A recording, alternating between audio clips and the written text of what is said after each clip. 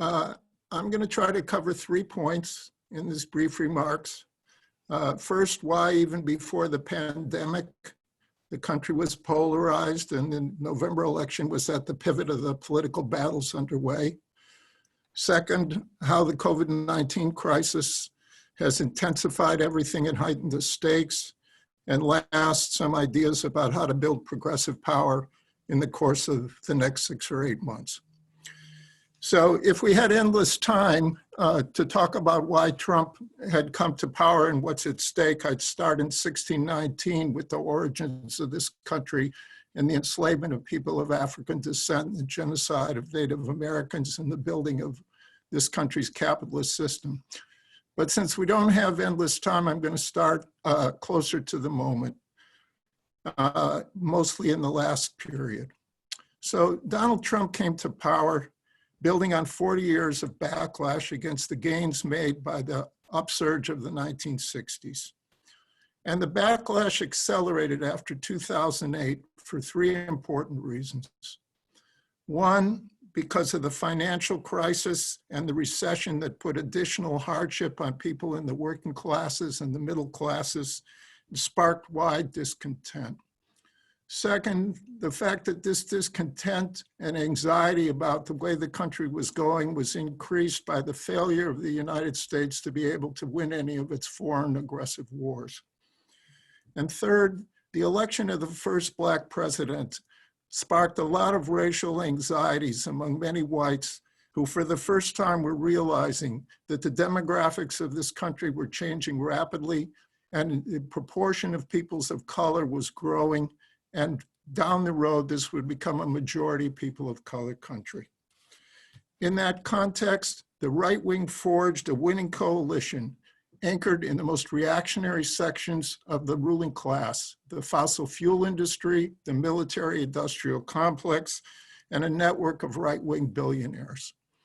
But there was a broad cross-class coalition roping into its sectors from the middle class and working class whites, especially in evangelical churches, on the basis of white supremacy, appeals to racism, and all kinds of fake populist promises. In power, the Trump administration has taken steps not just to advance its anti-immigrant, anti-worker, misogynist, anti-LGBTQ agenda, but to move toward an authoritarian state. And the reason for this is that their program of wealth to the wealthy, climate change denialism, and crude bigotry does not hold majority support in this country. And as demographic change proceeds, it has even less possibility of achieving majority support, especially since the younger generations are more progressive than any other of the younger generations over the last few decades. So they need to wait, that coalition, the Trumpist coalition, needs a way to stay in power as a minority. And that means voter suppression, stacking the judiciary, crackdown to break the labor movement, using ICE against immigrants, and so on. And in a second term, the trend toward authoritarianism and repression, the purge of all his opposition from the civil service and the forms of government, and the lock on the electoral system would only accelerate. Now, the majority of people in this country, in one way or another, see that program as a threat to their living standards, to democratic rights, and for many people, especially youth, to the very survival of the planet. And the threat from Trump and Trumpism has led to the deepest polarization in this country since the Civil War. And as in the period of the Civil War, race and racism is right at the pivot of the polarization. The opposition to Trumpism is a majority, but it's much more diverse politically, sociologically than the Trump coalition. There's some who are opposed to Trump because they feel he's a poor guardian of US imperial interests, and they would like to see it go back. They'd like to see the country go back to the pre-Trump, pre-2008 era. But for the growing progressive sector, the social movements for people on this call and the different organizations we're part of and support, our problem is that we see Donald Trump as an obstacle, the most immediate obstacle to the kind of deep changes that we want to see to build a society that works for all. So for the last year, more than a year, actually ever since 2016, both sides of this polarization have been gearing up to go all out next November in the presidential election.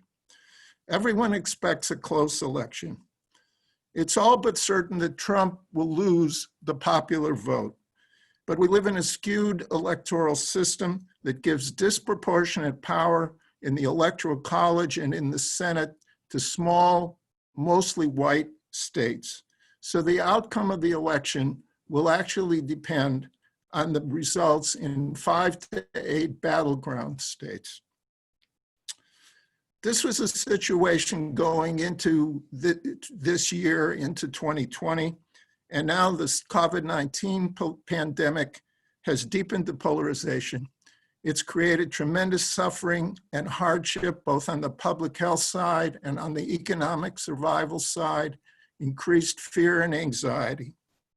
And it's exposed the Trump administration's utter failures to combat and prevent the kind of damage that COVID-19 has done.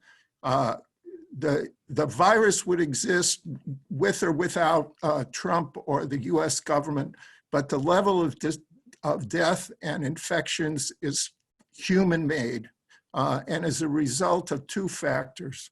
One, the complete irresponsibility of the Trump administration downplaying the potential severity of this pandemic and doing nothing for 8 crucial weeks, but also the underlying systemic problems in this country, the kind of inequality, racial inequality, and other forms of inequality that mean that the effects of the pandemic, both in terms of health and in terms of the economy are felt especially by the most vulnerable, by the incarcerated, the disabled, the elderly, by the poor, by communities of color.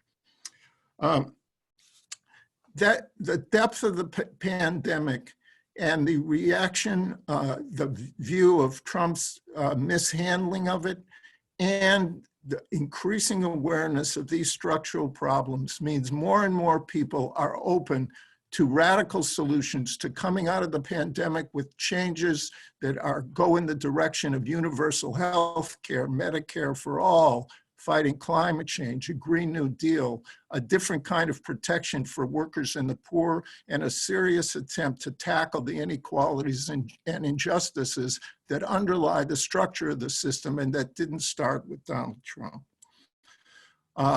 That's created anxiety in the Trump coalition, and they're more determined than ever to hold on to power. The class forces behind Donald Trump, those right-wing billionaires, the fossil fuel industry, are worried that if they lose in November, even in an administration led by a centrist like Joe Biden, whose slogan is to go back to the normal of the past, that even that kind of administration would face irresistible pressure to move in the direction or to be pushed in the direction of structural changes. So the response of the Trump administration is China bashing, trying to fit the pandemic into its frame, that it's a foreign attack on hardworking Americans, that the fault lies with China, and the new level of alignment of the Trump administration with shock troops, specifically the armed militias that invaded the state houses in Michigan, Virginia, Minnesota, and other states over the last while, in the last period. While Trump tweeted, liberate these states, liberate Minnesota, liberate Virginia, and talked about the importance of the Second Amendment, essentially calling for the defiance of legal authority of his opponents in states run by Democratic governors. That's the context that we're in the pandemic. in the wake of Bernie's suspension of his campaign. And our task is to figure out how to continue the fight to maximize progressive strength and build our movements in the left in the course of a campaign to remove the main immediate obstacle to social change. So there's a number of ways by which different organizations that Seed the Vote is connected to or supportive of, and that different ones of us are part of, are doing this. The first is waging immediate fights over COVID-19, whether those be pressuring Congress or direct non-electoral struggles. Our task is to be the champions of both economic relief and public health for the masses of people in the society, not to talk about just one or the other, but to recognize that our constituencies are suffering from both. And we're proposing a program that addresses both of those needs and moves the burden of the crisis onto those who created it. There's all kinds of ways that that's happening. Bernie has transitioned his program into a campaign for different legislation and a program of economic relief that protects public health. There's a project called the People's Bailout that has 5 principles for a people-centered recovery. And that project has got over 100 Congress people have signed on to those 5 principles. There's rent strikes, there's worker strikes, there's the efforts to organize Amazon, there's people refusing to go back to work until they're safe, mutual aid efforts. All of those efforts are contributing to building the strength of the left and contribute to undermining Trump's narrative that this is a foreign attack on the United States created in a Chinese lab, instead of the fact and the failures of this system and his administration in particular. Second is strengthening the progressive electoral infrastructure that's been built since 2016. There's a host of organizations there. Our Revolution coming out of Bernie's campaign, the Working Families Party, numbers of community and labor groups, the various groups in the Bay Area like Oakland Rising, Bay Rising, San Francisco Rising that have expanded their ranks and their reach in the last 4 years. Working with these kinds of groups and our partner groups, Seed the Vote's partner groups in other states, means we're building when we do electoral work, we're building our own lists, we're getting out our own message, we're electing progressives like the Squad in all kinds of down ballot races and building from the bottom up. And we also, in the electoral realm, are still pushing for the most progressive campaign possible, even with a candidate that was not to our liking. Bernie's won the concession of joint task forces on a number of issues with the Biden campaign, and we're supporting his efforts to try to get the campaign to move to the left and guarantee that Bernie will have a role and progressives will have a role in a new administration. It's not going to be simply a return to the past. And third, which will be the topic of the next class, protecting the vote and turning out to vote and making sure people can vote safely in the fall. That's what positions the left to beat Trump, to make our contribution to building Trump and building our own independent power at the same time.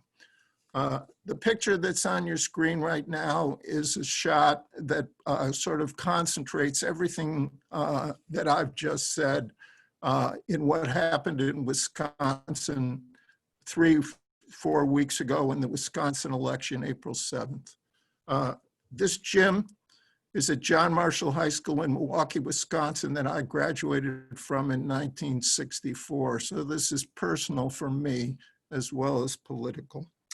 At stake in the Wisconsin election was a seat on the Wisconsin Supreme Court.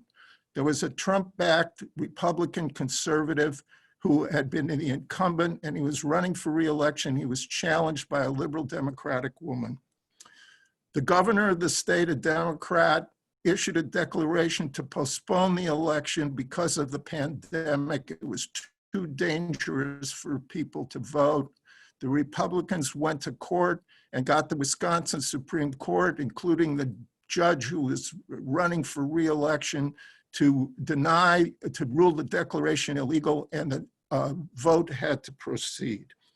There were only 5 polling stations in the city of Milwaukee. There's usually 180. It's a city larger than, more population than San Francisco. There were 5 high schools that were the only polling stations that could be open. People had to stand in line for 2 and 3 hours to vote.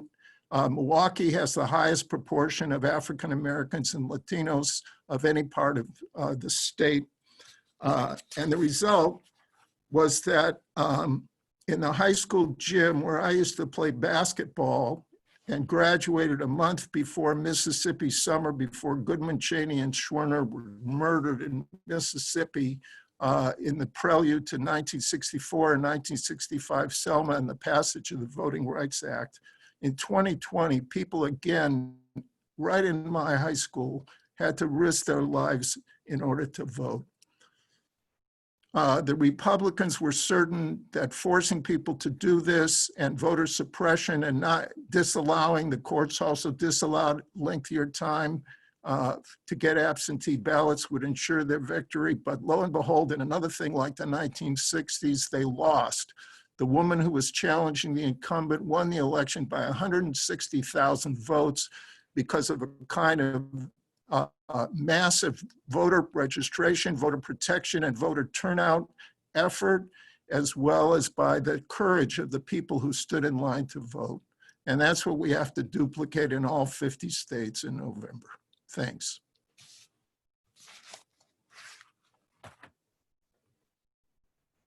Thanks, Max. So much to think about.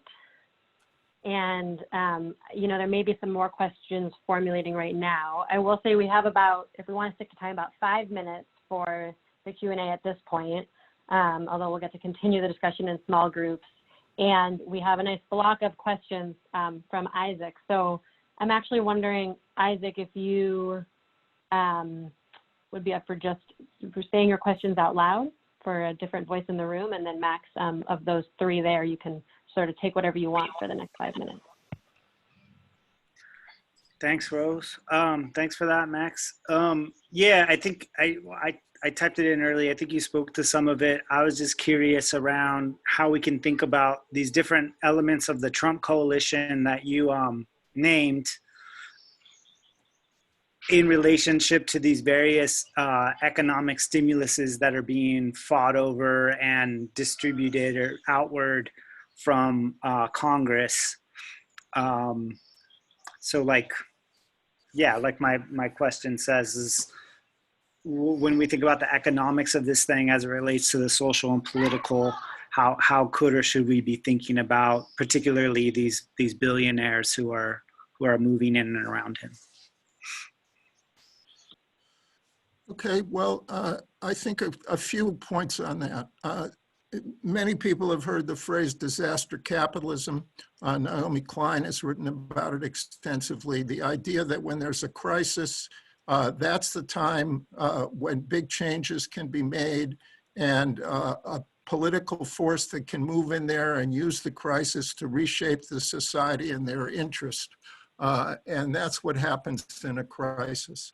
The big capitalists in the United States, especially the ones in the Trump coalition, see this pandemic as a chance to further concentrate and centralize power in a few large corporations. If people have followed the stock market lately, the investors think that what's going to happen is that a few of the largest corporations, Google, Amazon, a number of others, will come out on top.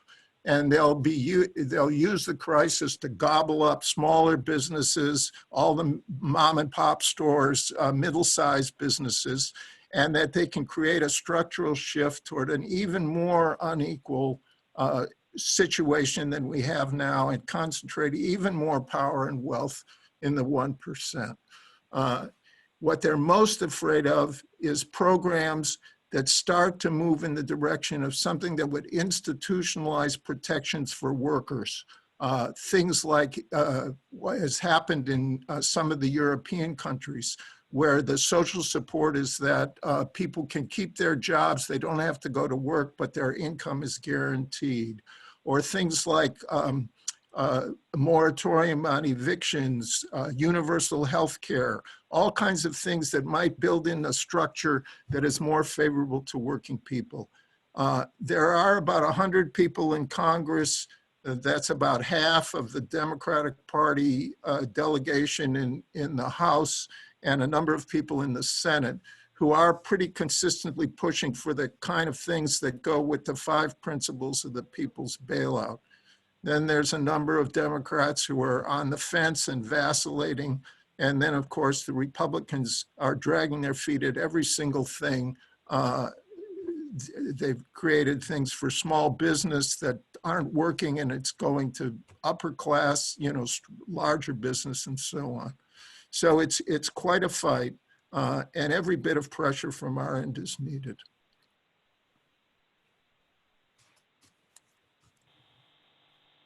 Great, thanks, Max. We just got a bunch of more questions. We could do one more short answer to one more question. Yeah, so I think for Steve's question about more detail about Wisconsin, I think we could get into for sure in our next session. And then Kieran's question, we'll also be talking about more moving forward. So I'm wondering, Max, if there's anything from the question that Mabel just put in the chat that you want to respond to briefly before we move on. Well, I see Steve's question about Wisconsin. There's an article on organizing upgrade by Kim Fellner. She was part of a group called the All Hands Brigade that worked Wisconsin for several months before the election. And there was a very sophisticated, data-driven grassroots effort to turn out voters, to inform voters about how to do absentee ballots and to mobilize voters. There was a consortium table in Wisconsin called Wisconsin Organizes Together. Similar tables exist all in different states, in Arizona, in Florida, where various progressive organizations have come together. And in Wisconsin, there was a new chair of the Democratic Party, so there was a little more cooperation between the grassroots organizations and the official party structure, which in Wisconsin has been pretty terrible for the last decade or two. That was a key part of winning the election, and actually the voting results showed that the Democrat won a higher percentage of votes in the mail-in ballots and the absentee ballots than on the day itself. And that was mainly because of the voter suppression in Milwaukee and other urban areas. But it shows that if you do the work ahead of time and educate your base, you can win. And those kinds of projects are underway in the different battleground states, and the groups we're supporting, See the Vote is supporting in Arizona, are part of the Arizona table that's working that. And I see Kieran's question about let's see, I had it a second ago. The See the Vote roll. I think we might get to that a little bit later. We're trying, initially we were mainly talking about deploying people for 2 intensive weeks of get out the vote and campaigning to beat Trump in Arizona and Nevada. The pandemic's thrown that up in the air, and so I think maybe Rose and Hasmin will talk a little bit later about some of the concretes of that. Rose, Yeah, thanks is there so another much. one in the chat? I'm having a hard time. Mine isn't coming up so good right now. Yeah, well, that's okay, because we do have to move on into our small groups for time. And I would say of the other questions that have come in, we're going to note them down. Most of them are related to thinking about voting rights and voter suppression, which we're going to talk much more in depth in our second session, including thinking about how we can be part of that work. And then Marty's question is a little bit different. So we'll make sure we figure out about Cali Calls and the Poor People's Campaign. So we'll figure out, we're going to note these down and figure out how we can bring them back into the conversation for the next 6 weeks. And thank you so much, Max, for giving us a lot to think about and talk about in our small groups. Unless you have a final word, I will pass it to Hasmin to get us set up for those. Oh, great. Thanks. Thanks so much, Max.